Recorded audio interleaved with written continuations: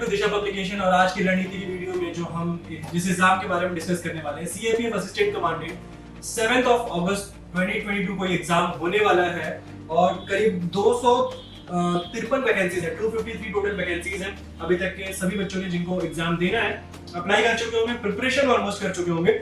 आज की वीडियो में हम आपको बताएंगे ये जो लास्ट के 15 डेज है इनको आप कितनी इफेक्टिवली यूटिलाइज करो कि आप एटलीस्ट 350 स्कोर कर सकते हो। ठीक है गाइस, 350 स्कोर करना ओवरऑल की मैं बात कर रहा हूं। तो एक बार हम पैटर्न की बात कर लेते हैं। एग्जाम में पैटर्न क्या है, कैसे है, कितना स्कोर, किस तरह से क्या-क्या स्कोरिंग सेक्शंस है, उसके बाद हम डिसाइड करेंगे और स्ट्रेटजी बनाएंगे कि कैसे हमें 350 मार्क्स स्कोर करना है। तो गाइस बता दो, सबसे पहले इसमें पेपर 1 होगा जो 2 घंटे का पेपर होता है। ऑब्जेक्टिव पेपर होगा, 125 क्वेश्चन आएंगे जो हर क्वेश्चन 2 मार्क्स का होगा, मतलब 250 नंबर के आपके पेपर 1 का एग्जाम होना है, जिसमें कवर होगा आपका मेनली जीएस के topics, history, geography, science, general science हो गया, इकोनॉमी हो गई, एनवायरनमेंट हो गया और आपका करंट अफेयर। तो गाइस ये सारे मिलाएंगे, ये सारे क्वेश्चन मिला के आपके करीब 100 क्वेश्चन होंगे। उसके बाद 20 से 25 क्वेश्चन आपकी एप्टीट्यूड और रीजनिंग का सेक्शन कवर करता है।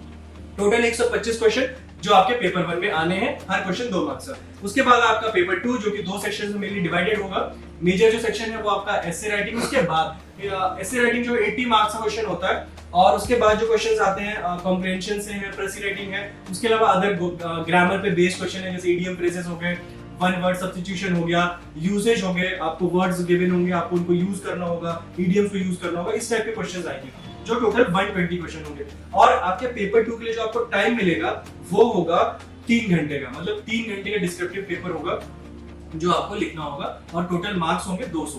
ठीक है, तो ये पेपर 1 और पेपर 2 दोनों मिला के हो गए आपके करीब 450 मार्क्स। उसके बाद जो थर्ड चीज है, रिटन एग्जाम क्वालिफाई करने के बाद इंटरव्यू होगा। इंटरव्यू 150 मार्क्स का होगा, जिसमें मेनली आपके 150 में आपको 80 से 100 मार्क्स अच्छा अगर स्कोर करते हो तो उतना स्कोर कर लोगे। तो ये आपका थर्ड पेपर हो गया, थर्ड सेक्शन हो गया आपके सिलेक्शन प्रोसेस का। तो अब जो हम मेनली बात करते हैं 15 डेज को कैसे यूटिलाइज करना है, वो पेपर 1 और पेपर 2 की बात करते हैं। तो गाइस इन 15 दिनों में जो आपको बहुत सारे स्टूडेंट ने अपनी अच्छी खासी प्रिपरेशन कर ली होगी, रिवीजन स्टेज पे होंगे, बट और बहुत सारे ऐसे भी होंगे जो शायद अभी बीच में हो या जिनकी अभी इतनी अच्छी प्रिपरेशन नहीं हो पाई है, थोड़ा लेट प्रिपरेशन स्टार्ट किया होगा। कुछ ऐसे भी होंगे जिन्होंने कुछ भी नहीं प्रिपेयर किया होगा। तो गाइस ये उन सभी स्टूडेंट्स को कवर करेगा कि ये 15 दिनों को कैसे यूटिलाइज करो। तो सबसे पहले मैं आपको बताऊं कि इन 15 दिनों में आपको जो मेजर चीजों में फोकस करना है वो 3 चीजें हैं। बेसिकली आप इन अपना जो डेली का रूटीन है उनको 3 पार्ट्स में डिवाइड कर लो। पेपर 1 की बात कर रहा हूं। सबसे पहला आपका पार्ट होगा रिवीजन का। रिवीजन में जो भी स्टूडेंट ने काफी जितनी भी पढ़ाई कर ली है हिस्ट्री, ज्योग्राफी, पॉलिटी में, उनको चीजों को रिवाइज करना होगा। और जिन्होंने ज्यादा नहीं भी पढ़ा है उनको भी मैं बता दूं कि किन किन टॉपिक्स पे फोकस कर ले तो और वो फैक्ट्स याद कर ले, वो टॉपिक्स को एक बार पढ़ लेंगे तो उनका इतना हो सकता है कि वो पेपर अटेम्प्ट कर लेंगे। ठीक है, तो पहला पार्ट हो गया रिवीजन का। सेकंड पार्ट आता है आपका करंट अफेयर्स। बहुत ही इंपॉर्टेंट सेक्शन है, इससे बहुत सारे क्वेश्चंस हर साल आते हैं। कई बार स्टैटिक पोर्शन भी जैसे हिस्ट्री, ज्योग्राफी भी रिलेट करता है करंट अफेयर्स के टॉपिक से। तो गाइस करंट अफेयर्स बहुत इंपॉर्टेंट टॉपिक है, खास करके आपके अवार्ड्स हो गए या अपॉइंटमेंट्स हो गए, डिफेंस से रिलेटेड जो एक्सरसाइजेस हैं या उनसे रिलेटेड कोई स्कीम्स आई हैं या नई गवर्नमेंट ने कोई पॉलिसी निकाली है, वो सारी चीजें, मतलब बेसिकली मोटा मोटी 1 साल का करंट अफेयर्स आपको पता होना चाहिए। ठीक है, चाहे वो किसी भी फील्ड का हो, polity, economy, environment, history, current affairs, current issues, government, sports, awards, entertainment, किसी भी फील्ड से स्पोर्ट्स, हर कैटेगरी को आपको कवर करना होगा। ठीक है, उसके बाद जो थर्ड चीज आती है और बहुत ही इंपॉर्टेंट, लाइक सबसे इंपॉर्टेंट, तीनों में जो सबसे इंपॉर्टेंट चीज है इन लास्ट के 15 डेज में, वो है टेस्ट सीरीज। आपको रेगुलर बेसिस पे टेस्ट देने ही होंगे और बिल्कुल ऐसे टेस्ट देने जैसे कि आप एग्जाम हॉल में बैठ के पेपर देते हो। ठीक है, फिक्स टाइम के साथ, या तो कोई आप ऑनलाइन टेस्ट सीरीज अगर आपने ज्वाइन कर रखी है तो आप उनको टाइमली दो, अच्छे से दो, या अगर वो नहीं भी किया है तो आप अपने पास कोई मॉक टेस्ट के बुक्स मार्केट में बहुत सारे अवेलेबल है, आप मॉक टेस्ट ले सकते हो और टाइम सेट करके, आप प्रॉपर टाइम सेट करके उन पेपर्स को स्टार्ट करो लगाना। एटलीस्ट इन 15 दिनों में कम से कम 20 से 25 टेस्ट तो जरूर दे देना। ठीक है, अगर आपने इनको 20-25 अगर 20 टेस्ट भी आपने प्रॉपर टाइमिंग के साथ या बिल्कुल रियल टाइम एग्जाम फीलिंग वाले माहौल में आपने ये पेपर दे दिए तो आपको देखना आपके बहुत ज्यादा इफेक्टिव होगा। बट मॉक टेस्ट अच्छे पब्लिकेशन, अच्छी क्वालिटी का देना, ताकि उसमें बहुत सारे चांसेस होते हैं उसमें क्वेश्चन उस टाइप के क्वेश्चन आ जाए या उससे बहुत सारे क्वेश्चंस आ सकते हैं। मार्केट में बहुत सारी बुक्स अवेलेबल है, दिशा पब्लिकेशन की भी एक बुक अवेलेबल है सीएपीएफ के लिए जो बहुत ही इंपॉर्टेंट और बहुत अच्छे से डिजाइन की हुई बुक है, जिनके मॉक टेस्ट को अगर आपने सॉल्व कर लिया तो उससे आपको बहुत ज्यादा हेल्प मिलेगी एग्जाम में। ठीक है guys? तो बेसिकली जो ये 3 सेक्शन से हमें जिन पे काम करना है, रिवीजन करनी है हमें चीजों की, करंट अफेयर्स को कवर करना है और टेस्ट सीरीज कवर करना है। ठीक, ये तो हुई पेपर 1 की बात। अब इसके बाद मैं बात करता हूँ पेपर 2 की, क्योंकि वो भी एक बहुत इंपॉर्टेंट सेक्शन है एग्जाम के लिए अगर आप देखो तो, क्योंकि सिर्फ जीएस का कवर करने से, एमसीक्यू और या एप्टीट्यूड पढ़ लेने से, करंट अफेयर्स पढ़ लेने से आपका पेपर 2 कवर नहीं होता, पूरी तरह से नहीं होता। क्योंकि पेपर 2 की जो इंपॉर्टेंट चीज है वो सबसे इंपॉर्टेंट है आपकी प्रैक्टिस, कितनी ज्यादा प्रैक्टिस कर रहे हो ऐसे लिखने की, क्योंकि इसमें जो आप मार्क्स स्कोर करते हो वो 60 to 70% डिपेंड करता है आपकी राइटिंग स्किल्स पे, कि आपकी राइटिंग स्किल्स कितनी अच्छी हैं। उसके बाद जो आपका 40% होता है वो आपकी नॉलेज है, कि आप कितना आपको उस टॉपिक के बारे में पता है, आपका विजन कैसा है, आप चीजों को विजुअलाइज कैसे करते हो, रिलेट कैसे करते हो, ये सारी चीजें बहुत इंपॉर्टेंट है। और इसके लिए जरूरी है न्यूज से बहुत ज्यादा अवेयर रहना, हर न्यूज की मतलब बहुत ही न्यूज को अच्छे से एनालाइज करके पढ़ना। किसी भी कोई भी इंपॉर्टेंट न्यूज आता है, गवर्नमेंट पॉलिसीज के अगेंस्ट में, इकोनॉमी से रिलेटेड न्यूज आती है, वुमेन एम्पावरमेंट है, कंट्री की डिफेंस से रिलेटेड कोई भी न्यूज आती है, उन सब न्यूज को आप कितने अच्छे से एनालाइज करते हो, कितने अच्छे से रिलेट करते हो उनको, चाहे वो पॉलिटी से हो, चाहे वो इकोनॉमी से हो, चाहे वो गवर्नमेंट की पॉलिसीज से हो। अगर इन सभी एस्पेक्ट से आप उन सभी न्यूज को, उनके अच्छे पॉइंट्स, उनके पॉजिटिव, उनके नेगेटिव, हर चीज को अगर एनालाइज करके पढ़ते हो तो आपके लिए ऐसे राइटिंग बहुत इजी हो जाएगी और बहुत इफेक्टिव होगी, इनफैक्ट बहुत ज्यादा इफेक्टिव हो जाएगी अगर वो सारे पॉइंट्स आप वैसे कंसीडर करते हो और वैसे लिखते हो। तो गाइस पेपर 2 की जो जितनी ज्यादा प्रैक्टिस करोगे उतना अच्छा होगा, क्योंकि राइटिंग स्किल्स बहुत इंपॉर्टेंट है अच्छा मार्क्स स्कोर करने के लिए। ठीक है गाइस, तो पेपर 2 के लिए आपको डेली एटलीस्ट बहुत जो भी टॉपिक्स मिलते हैं, या मॉक टेस्ट में टॉपिक्स हैं, या मॉक टेस्ट के अलावा जो प्रीवियस डेज में टॉपिक्स आ चुके हैं उन पे खुद से राइटिंग की प्रैक्टिस बनाओ कि कितना अच्छा आप लिख सकते हो। और सबसे इंपॉर्टेंट चीज है लिमिटेड गिवन जो वर्ड लिमिट्स होती हैं उनका ध्यान जरूर रखो, क्योंकि बहुत बार स्टूडेंट्स क्या होता है, बहुत सारे पॉइंट्स लिखने के चक्कर में एक ही 300 वर्ड से ऐसे को आप 350, 400, 500 वर्ड्स में ले जाते हो, जिससे कि दो चीजें होती हैं। एक तो आपका नेगेटिव इंपैक्ट आता है कि आपने जरूरत ज्यादा वर्ड लिमिट से ज्यादा यूज किया। यार देखो, किसी भी टॉपिक पे अगर आप लिखना ही चाहोगे तो आप 1000 वर्ड्स भी लिख सकते हो, बट जो वर्ड लिमिट है उसकी कुछ वैल्यूज है। क्या वैल्यूज है? उससे एग्जामिनर क्वेश्चंस को जज करना, मार्क्स देने में उसको इजी होगा। दूसरी चीज कि आप गिवन लिमिट में, गिवन वर्ड लिमिट में आप अपने टॉपिक को कैसे डिलीवर कर रहे हो, उस पूरे टॉपिक को कैसे आप समराइज कर रहे हो, वो बहुत इंपॉर्टेंट चीज है। और वो तभी होगा जब उस टॉपिक पे आपका अच्छा कमांड होगा, आपकी राइटिंग स्किल्स बहुत अच्छी होंगी। तो ये सारी चीजें उससे जज होती हैं। तो आप ट्राई करो कि आप वर्ड लिमिट में ही क्वेश्चंस कंप्लीट करो इससे को, ये बहुत ज्यादा आपके अच्छे मार्क्स के लिए ज्यादा इंपॉर्टेंट है। ऐसा नहीं कि 300 को आपने 500 वर्ड में लिखा तो आपको ज्यादा मार्क्स मिलेंगे और 300 को आपने 310 में रखा तो आपको कम मिलेंगे। अगर आपने 310 में रखा है और अच्छा लिखा है तो आपको उससे ज्यादा मार्क्स मिलेंगे। इनफैक्ट हो सकता है 500 वर्ड्स में लिख दे तो नेगेटिव मार्किंग भी हो जाए, कुछ एग्जामिनर्स का भरोसा नहीं, वो मार्क्स काट भी सकते हैं। तो गाइस ये बहुत इंपॉर्टेंट चीज है कि वर्ड लिमिट का ध्यान रखना बहुत जरूरी है, और ये चीजें तभी होती है जब आप ज्यादा से ज्यादा लिखने की प्रैक्टिस करते हो। तो आपको आइडिया होता है कि मुझे इंट्रोडक्शन कितने में लिखना है, ऐसे बॉडी कितने वर्ड्स में होनी चाहिए, कंक्लूजन जो है वो कितने लिमिट्स में रख सकता हूँ, तो इन सब की प्रैक्टिस हो जाती है। ठीक है गाइस, तो ये रही हमारे इन जो पेपर्स हैं या इनको कैसे करना है हमें लास्ट 15 डेज में ये। तो अगर मैं आपको डेली बेसिस पे बोलूं तो आप डेली बेसिस पे एटलीस्ट 6 घंटे आप पेपर 1 के लिए जो मैंने 3 पार्ट्स बनाए, टेस्ट सीरीज, रिवीजन और करंट अफेयर्स, उनके लिए रखो। उसके अलावा एटलीस्ट 3 घंटे आपको पेपर 2 के लिए रखने ही चाहिए।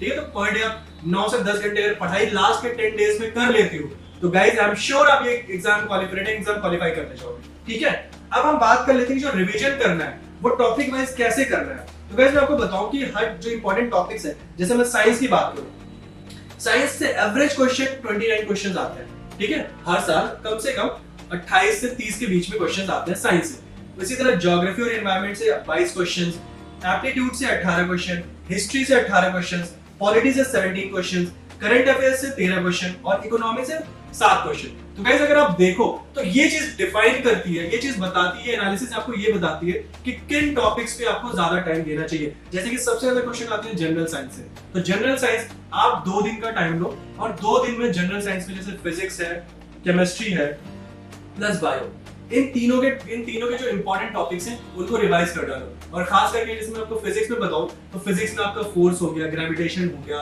उसके अलावा आपका लेंस हो गया, लाइट का जो सेक्शन है वो टॉपिक्स हो गए। ये बहुत इंपॉर्टेंट है फिजिक्स के पॉइंट ऑफ व्यू से, और इनसे तो क्वेश्चंस आएंगे ही आएंगे। उसके बाद आपको जो इंपॉर्टेंट टॉपिक फिजिक्स का है जो आपके डायमेंशंस कह रहा हूँ, आपके यूनिट्स का है चैप्टर जिसमें यूनिट्स आती है, वो बहुत इंपॉर्टेंट है। उससे कई बार आ जाता है यूनिट्स में, डायरेक्टली आपसे किसी का यूनिट पूछ देता है। केमिस्ट्री की बात करते हैं तो एसिड बेस का जो चैप्टर है वो हो गया, और आपके जो सबसे इंपॉर्टेंट चैप्टर है केमिस्ट्री में आपका पीरियोडिक टेबल। पीरियोडिक टेबल से अगर पीरियोडिक टेबल आपको अच्छे से याद है तो उससे तो बहुत सारे क्वेश्चंस बनते हैं। अगर आपने अच्छे कॉन्सेप्ट से पढ़ा है पीरियोडिक टेबल तो आपके बहुत सारे क्वेश्चंस केमिस्ट्री के उससे सॉल्व हो जाएंगे। तो पीरियोडिक टेबल बहुत इंपॉर्टेंट है, उसको जरूर रिवाइज करें। एसिड बेस हो गया, रिएक्शंस हो गई, उसके अलावा थोड़े से केमिस्ट्री के एक दो और इंपॉर्टेंट टॉपिक्स हैं जो कि मेंशन है स्क्रीन पे आप देख रहे हो, ये सारे टॉपिक्स को कवर कर लो। फिर आते हैं बायो की बात करें तो बायो में जो सबसे इंपॉर्टेंट टॉपिक हो जाए वो आपका ह्यूमन, एनिमल, और उसके अलावा जो इंपॉर्टेंट चीज है वो है डिजीजेस, और डिजीजेस का कॉज क्या है, विटामिन, प्रोटीन, न्यूट्रिशन का जो चैप्टर इंपॉर्टेंट है, बहुत इंपॉर्टेंट चैप्टर्स हैं, उनको कवर कर सकते हो।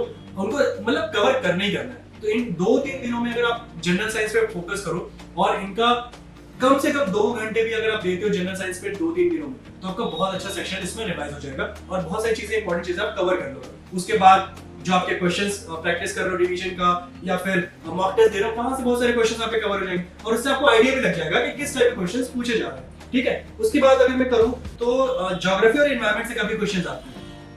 तो इसमें तो सबसे इंपॉर्टेंट मैंने बार-बार ये कहता हूं, अगर ज्योग्राफी को रिवाइज करना है तो मैप्स का रिवीजन बहुत जरूरी है। मैप्स को अच्छे से रिवाइज कर लो। एनवायरनमेंट के लिए आप जितने भी नेशनल पार्क्स हैं, वाइल्ड लाइफ सेंचुरीज हैं, ये सब चीजें बहुत इंपॉर्टेंट है। ये कहाँ लोकेटेड है, किसके लिए फेमस है, ये बहुत इंपॉर्टेंट चीज है। रिवर्स, माउंटेन्स या फिजिकल ज्योग्राफी हो गया, या फिर इसके अलावा जो आपका टेम्परेचर है, वेदर है, इससे रिलेटेड जो टॉपिक्स है, ये मॉनसून का टॉपिक हो गया, ये सब बहुत इंपॉर्टेंट टॉपिक्स हैं। ठीक है, तो ये ज्योग्राफी और एनवायरनमेंट के जो मेजर टॉपिक्स हो गया, आपके इकोसिस्टम हो गया, उसमें एनवायरनमेंट का टॉपिक है, ये सब चीजें आपको बहुत अच्छे से रिवाइज कर लेनी चाहिए। और 22 क्वेश्चन ज्योग्राफी से आते हैं एवरेज, मतलब हर साल 22 से 23-24 क्वेश्चन भी हो जाते हैं कभी-कभी।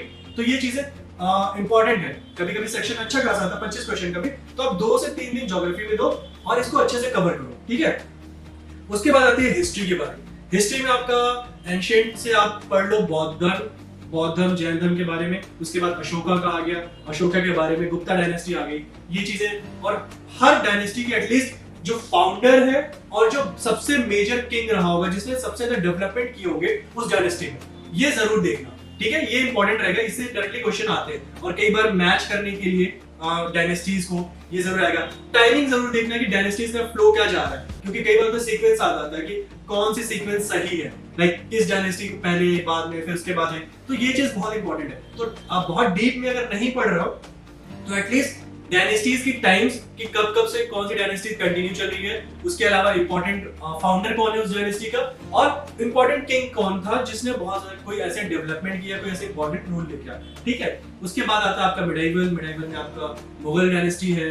उसके अलावा साउथ की डायनेस्टी जो पैरेलली चलती है बहुत इंपॉर्टेंट है, उसको भी एक बार जरूर देखना। उसके इंपॉर्टेंट रूलर्स किस देवी देवताओं को मानते थे, किसको फॉलो करते थे, कौन सी इंपॉर्टेंट लड़ाइयां हुई हैं, या फिर कौन इंपॉर्टेंट उसका फाउंडर कौन था। बेसिकली ये तो आपको मैंने बता ही दिया था, तो ये सारी चीजें कवर कर सकते हो। तो मेडिवल में बेसिकली आप साउथ की और मुगल डायनेस्टी, ये इंपॉर्टेंट रहेगी। उसके बाद आपका मॉडर्न में आपकी जितने भी नेशनल मूवमेंट्स हैं, गवर्नर्स हैं, उनके नाम, किसने क्या इंपॉर्टेंट स्टार्ट किया, उनके नाम और उनका भी सीक्वेंसिंग अगर आपको याद है तो बहुत अच्छी चीज है। इससे बहुत अच्छे क्वेश्चन आते हैं। ठीक है, तो मेरे लिए हिस्ट्री आपकी 1 से 2 दिन में आप इसको कवर कर सकते हो। हिस्ट्री से भी 15 से 20 क्वेश्चन आते हैं। उसके बाद आती है पॉलिटी में आपको जितने आर्टिकल्स हैं, इंपॉर्टेंट अमेंडमेंट्स हैं, वो याद होना चाहिए। आपको प्रीएम्बल अच्छे से पता होना चाहिए, प्रीएम्बल से क्वेश्चन जरूर आएगा।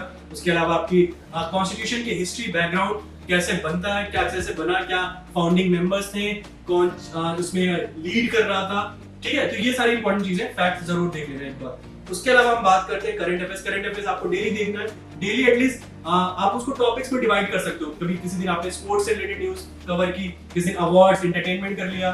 ठीक है, उसके अलावा writers, books, appointments, important schemes, policies और अलग-अलग टॉपिक्स से रिलेटेड जो करंट में न्यूज़ चल रहे हैं, वो बहुत जरूरी है। ठीक है, तो ये करंट अफेयर्स में आप इतना कवर कर सकते हो और ये चीजें बहुत इंपॉर्टेंट हो जाती हैं। उसके बाद आपका इकोनॉमी आता है, इकोनॉमी से 7 से 8 क्वेश्चन आते हैं, तो इकोनॉमी के बेसिकली माइक्रो इकोनॉमी के बारे में पढ़ सकते हो। अगर आपने एनसीईआरटी आपके पास तो उससे भी कवर कर लोगे तो आपका कवर हो जाएगा, या फिर आप सिर्फ प्रैक्टिस करके जा सकते हो, उतने भी क्वेश्चंस आप अटेम्प्ट कर लो। तो गाइस ये था जो रिवीजन का सेक्शन आपको कैसे करना था, किस किस सेक्शन में कितना, ठीक है। टेस्ट सीरीज मैंने आपको बता दिया कि एटलीस्ट 20 से 25 टेस्ट सीरीज 15 लास्ट के 15 दिनों में जरूर देना, और बिल्कुल रियल टाइम एग्जाम की वाली होनी चाहिए, टाइम सेट करके और प्रॉपर बबल्स फिल करके, ऐसा नहीं सिर्फ टिक कर लिया हो गया, प्रॉपर आप एक ओएमआर शीट के साथ बबल करके, ताकि उसमें बहुत सारा टाइम जाता है, उसकी प्रैक्टिस होनी चाहिए, ठीक है। अब हम बात करते हैं कट ऑफ्स की, गाइस कितना कट ऑफ जाता है अप्रॉक्सीमेटली। तो आपको देखो, आपको सिर्फ जस्ट पासिंग या स्कोर नहीं करना है या चलो मैं बस कट ऑफ क्लियर करूं, आपको मेरिट में आना है फाइनल सिलेक्शंस के लिए। तो आपके टारगेट ऐसा होना चाहिए कि आप मेरिट्स में आओ। तो गाइस अगर मैं बताऊं कि आपके 250 में जो फर्स्ट पेपर है ऑब्जेक्टिव आपका, उसमें 250 का स्कोर होता है, 250 मार्क्स से होते हैं, और 250 में आपका स्कोर होना चाहिए एटलीस्ट, आप ट्राई करना कि 150 से 170-80 के बीच में लाइक करो, ठीक है।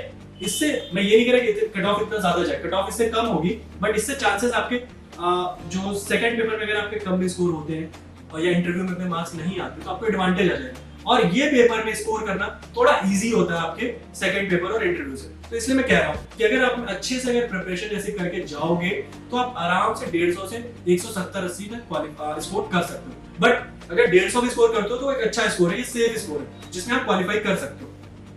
दूसरा आपका पेपर 2 आता है, इसमें 80 मार्क्स का एस्से होता है और 120 का जो आपका अदर सेक्शन है, यानी टोटल 200 मार्क्स। उसमें अगर आप 100 मार्क्स भी स्कोर कर दो, क्योंकि राइटिंग में आपको शायद इतने मार्क्स नहीं मिलेंगे, इससे राइटिंग वगैरह में इतने फुल मार्क्स नहीं आते हैं, तो आप अगर आपको 100 मार्क्स भी मिलते हैं, अगर आपने पूरा पेपर अटेम्प्ट किया है तो भी बहुत अच्छा स्कोर है, ठीक है। तो टोटल मिला के 250 हो गया आपके 450 में। अब आता है इंटरव्यू होता है 150 मार्क्स का।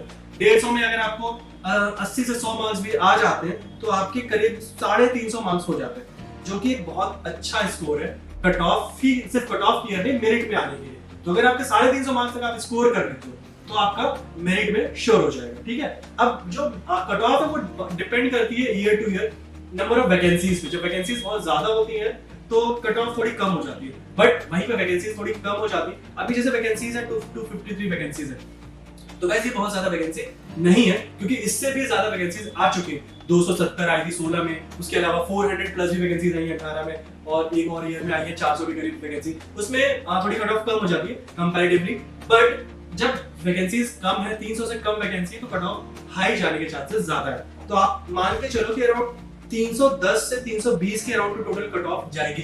ओवरऑल की बात मैं कर रहा हूँ, पेपर 1, पेपर 2 और इंटरव्यू कैलकुलेट करके, ठीक है। तो आपका टारगेट 310 या 320 नहीं होना चाहिए, 350 होना चाहिए, क्योंकि इसके अगर आप आसपास होते हो तो कोई भी इफेक्ट बढ़ के चांस नहीं होते और बहुत अच्छा चांस होगा आपके मेरिट में आ जाने का, ठीक है गाइस। तो ये था इन लास्ट के 15 डेज को कैसे यूटिलाइज करना है आपको सीएपीएफ के लिए, ये आपको ध्यान रखना है। और अभी से भी अगर आप सीरियस हो गए, इन 15 दिनों में पर डे एटलीस्ट 10 आवर्स की मेहनत कर ले तो गाइस, तो आपकी लाइफ सेट हो जाती है। सोचिए 150 घंटे, अगर 15 दिनों में 150 घंटे आपने यूज कर लिए तो आपके पूरे लाइफ टाइम के लिए बहुत अच्छा करियर हो जाएगा, ठीक है गाइस। तो आप अभी 10 घंटों पे मत देखो, आप पूरी लाइफ का सोच के चलो, ठीक है।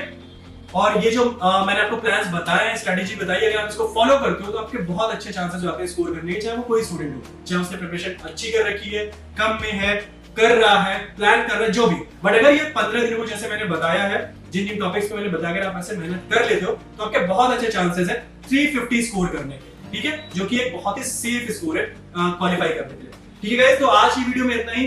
प्लीज मेहनत करो और देश का नाम रोशन करो। Thank you guys and all the very best for your exam.